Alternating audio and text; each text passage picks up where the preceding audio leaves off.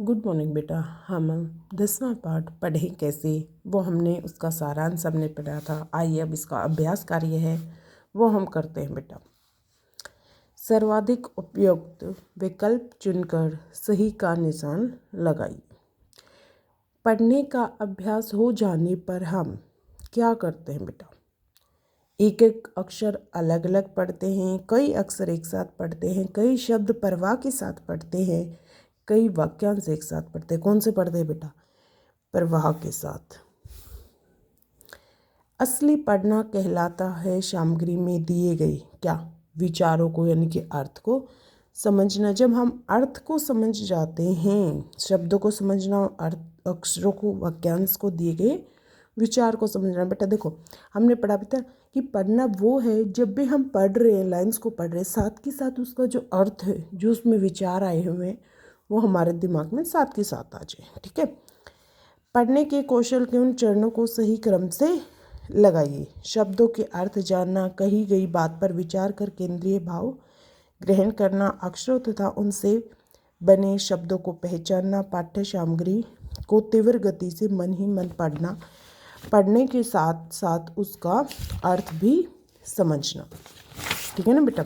अब सबसे पहले इनमें से हमारी जो लाइंस आएगी वो आएगी अक्षरों तथा उनसे बने शब्दों को पहचानना। पहले हम शब्दों की पहचान करेंगे, उसके बाद क्या करेंगे, अर्थ, शब्दों के अर्थ को जानेंगे, फिर पढ़ने के साथ साथ उसका जो अर्थ है वो भी समझते चलना चाहिए हमें।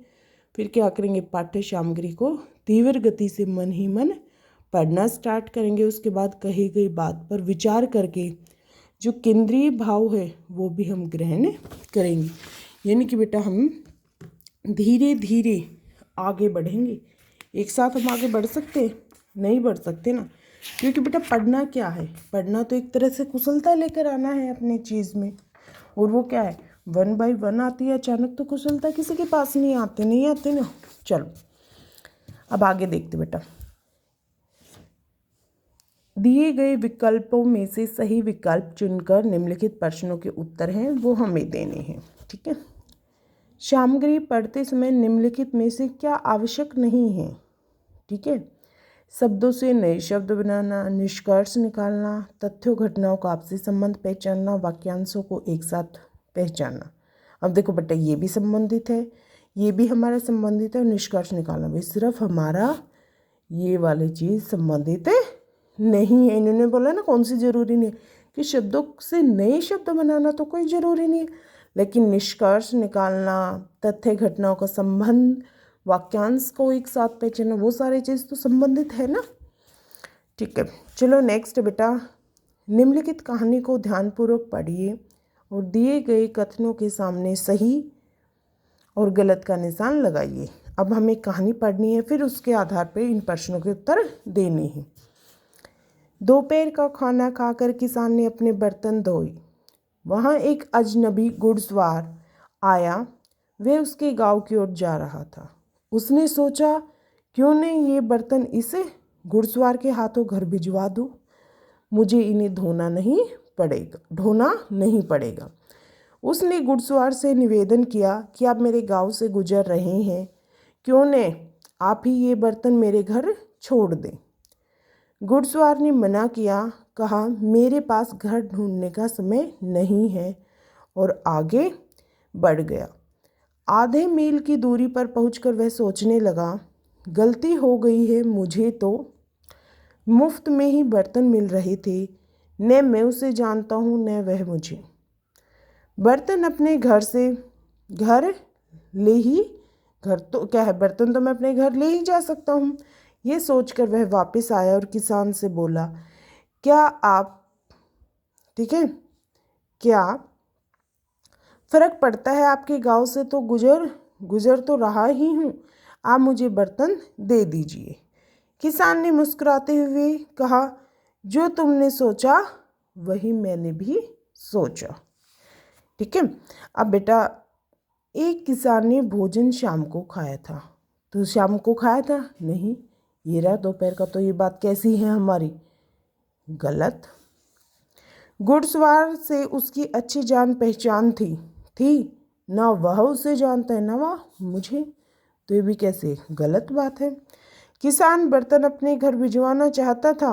हाँ, क्यों चाहता था? घुड़सवार के हाथ घर भिजवा दूँ क्योंकि मुझे इनको ढूंढना नहीं पड़ेगा, ये चाहता था। घुड़सवार ने पहले मना कर दिया क्योंकि वह किसान के घर का पता नहीं जानता था।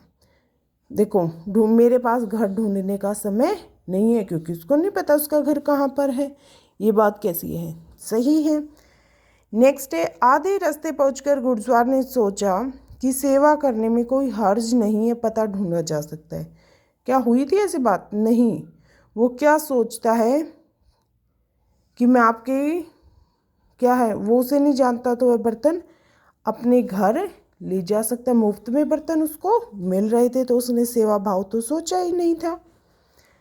नेक्स्ट है, घुड़सवार कुछ सोचकर अपने घर चला गया था कुछ सोचकर? नहीं, वह सोचकर वापस आया था किसके पास? किसान के पास। नेक्स्ट बेटा, किसान ने बर्तन अंततः घुड़सवार को दे दिए। क्या उसने दिए हैं? नहीं। उसने, किसान ने मुस्कुराते क्या बोला? जो तुमने सोचा वही मैंने भी सोचा। तो उसने बर्तन नहीं दिए हैं। किसान ने सोचा ऐसे अनजाने व्यक्ति को बर्तन नहीं देने चाहिए। उसने बोला ना, जो तुमने सोचा वही मैंने भी सोचा, यानी कि उसको ये बात है कैसी लगी? सही लगी। ठीक है बेटा। इससे नेक्स्ट हमारा है 10.3। निम्नलिखित अनुच्छेद को ध्यानपूर्वक पढ़िए और पूछे गए प्रश्नों के उत्तर हैं वो हमें देने हैं। जनसंख्या की वृद्धि भारत के लिए आज एक विकट समस्या बन गई है। यह समाज की सुख संपन्नता के लिए एक भयंकर चुनौती है। महानगरों में कीड़े मकोड़ों की भांति अस्वास्थ्यकर घोंसलों में आदमी भरा पड़ा है। न धूप है, न हवा, न पानी, न दवा। पीले दुर्बल निराश चेहरे। ये संकट अन्यास ही नहीं आया है। संतान को ईश्वरीय विधान और वरदान मानने वाले भारतीय समाज ही इस रक्त बीजी संस्कृति के लिए जिम्मेवार है। चाहे खिलाने को रोटी और पहनने को वस्त्र ना हो, शिक्षा को शुल्क और रहने को छप्पर न हो, लेकिन अध भूखे अध नंगे बच्चों की कतार खड़ी करना हर भारतीय अपना जन्मसिद्ध अधिकार समझता है। यही कारण है कि प्रतिवर्ष एक ऑस्ट्रेलिया यहाँ की जनसंख्या से जुड़ता चला जा रहा है। यदि इस जन वृद्धि पर नियंत्रण ना हो सका तो हमारे सारे प्रयोजन और आयोजन व्यर्थ हो जाएंगे और धरती पर पैर रखने की जगह नहीं बचेगी। भारत की जनसंख्या इसी गति से बढ़कर सन 2000 में 1 अरब तक जा पहुँची। ठीक है बेटा। अब हमारा प्रश्न है पहला कि जनसंख्या वृद्धि भारत के विकास के लिए चुनौती क्यों है? क्यों है बेटा? क्योंकि हमारे पास क्या है? सुख संपन्नता के जो हमारे विकास के साधन कैसे हैं? सीमित हैं। विकास के साधन सीमित हैं और जनसंख्या असीमित। इसलिए जनसंख्या वृद्धि भारत के विकास के लिए क्या है? चुनौती बनी हुई है। नेक्स्ट है, समाज की सुख संपन्नता जनसंख्या पर कैसे आश्रित है? कैसे आश्रित है बेटा? अच्छा भोजन, घर, वस्त्र, शिक्षा, सुविधाएं, जो आदि जो सुख संपन्नताएं हैं, ठीक है, ये सुख संपन्नता का क्या है? आधार है। और ये सबको तभी मिल सकता है जब जनसंख्या पर नियंत्रण हो जाए, तभी तो हम अपनी जनसंख्या को सुख संपन्नता प्रदान कर सकते हैं। अच्छा भोजन, घर, वस्त्र, शिक्षा, ये क्या है? सुख संपन्नता की एक पहचान है, आधार है। और ये तभी हम अपनी जनसंख्या को दे सकते हैं जब जनसंख्या नियंत्रण में हो। भारतीय जनसंख्या की तुलना ऑस्ट्रेलिया से क्यों की गई? क्यों की गई बेटा? क्योंकि भारत की हर साल जितनी जनसंख्या बढ़ रही है ना, उतनी ऑस्ट्रेलिया देश की कुल जनसंख्या है। इसलिए भारत की जनसंख्या की जो वृद्धि है ना, उसकी जो तेज़ गति है उसको बताने के लिए इसकी जो तुलना है वो ऑस्ट्रेलिया देश से की गई है। भारत में हर साल उतनी जनसंख्या बढ़ती है जितनी ऑस्ट्रेलिया देश की कुल जनसंख्या है। इसलिए भारत की जनसंख्या की वृद्धि की तीव्रता को बताने के लिए इसकी जो तुलना है वो ऑस्ट्रेलिया से की गई है। नेक्स्ट बेटा, इस अनुच्छेद का सार 1/3 शब्दों में लिखिए। इसका सारांश हमें लिखना है, ठीक है। जनसंख्या वृद्धि भारत के लिए क्या है? एक बड़ी समस्या और सुख संपन्नता के लिए चुनौती है। यह संतान को ईश्वर की देन मानते हैं और घर में खाने को रोटी न हो पर संतान जरूर पैदा करनी है। अगर इस वृद्धि पर नियंत्रण नहीं किया गया तो हमारे सारे जो कल्याणकारी योजनाएं हैं वो बेकार हो जाएंगी। ये हमारा सारांश हो गया। नेक्स्ट बेटा, इस अनुच्छेद का शीर्षक क्या है? देखो, शीर्षक हमेशा या तो स्टार्टिंग में मिलेगा बेटा या एंडिंग में। देखो, स्टार्टिंग की पहली लाइन क्या कह रही है? जनसंख्या वृद्धि। हर जगह हमने क्या पढ़ा है? जनसंख्या पढ़ा है, यानी कि जनसंख्या से संबंधित है तो हमारा क्या हो जाएगा? जनसंख्या वृद्धि।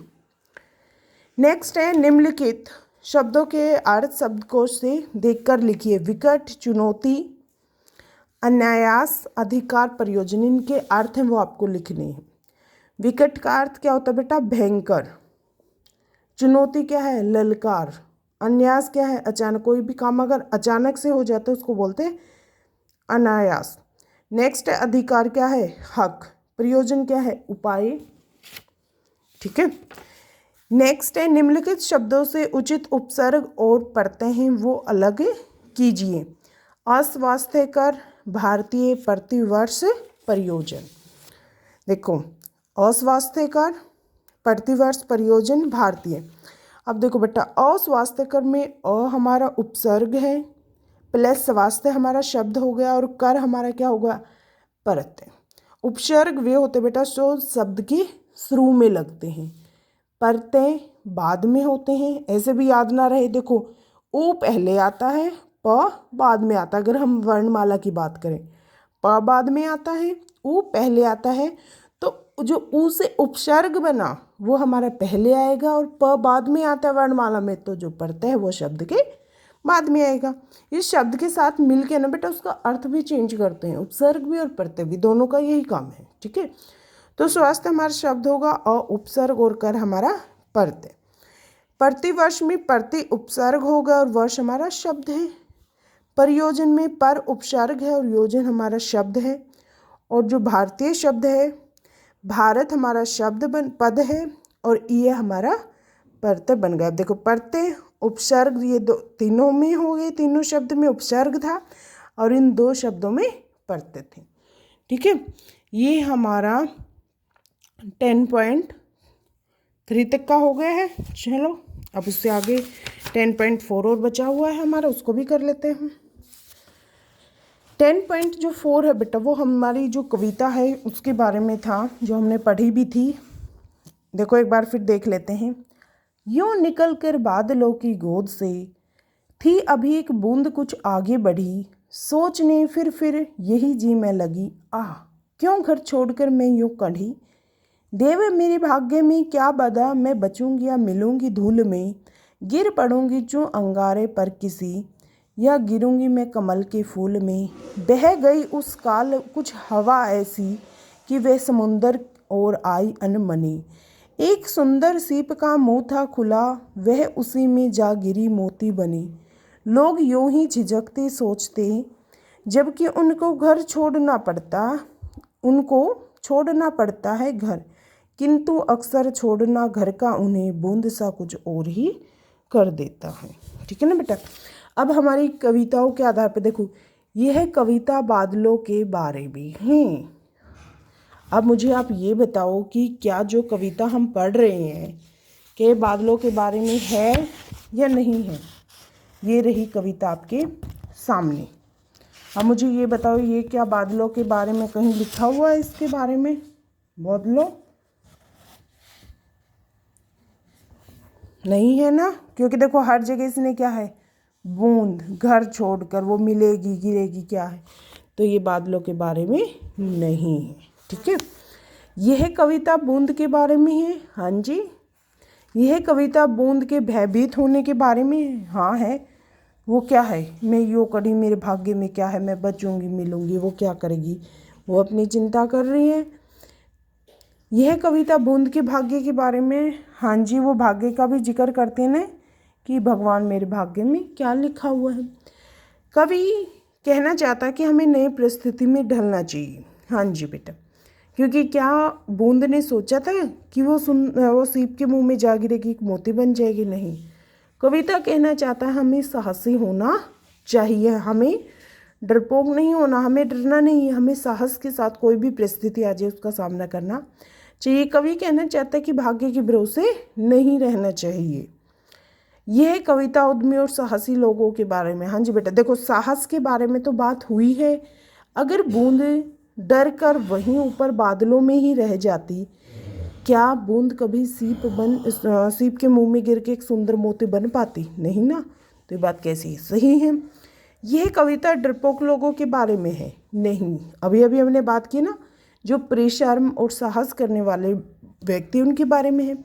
यह कविता भाग्यवादी लोगों के बारे में है। हाँ, कुछ भाग्यवादी की है। देखो एक बार कवि, ये जो बूंद है, इसके क्या आता है इसके मन में कि हे भगवान, मेरे भाग्य में क्या है, मुझे किसी के साथ मेरा क्या मेरे भाग्य में लिखा हुआ मुझे नहीं पता। ये सारी चीज़ वो बता रही है ना। हाँ जी, सॉरी बेटा, ये आपका हमारा ये गलत हो गया बेटा, ये साहस के बारे में नहीं है। क्योंकि कविता जो हमारी, देखो वो है, वो क्या कह रही है, मैं बचूंगी, मिलूंगी या गिरूंगी, क्या करूंगी, वो अपने क्या है, एक तरह से अपने, देखो भाग्य के भरोसे तो हमें रहे, लेकिन साहस का भी नहीं है उसका कहीं पर जिक्र। ठीक है ना बेटा, तो ये हमारे साहस के बारे में नहीं है।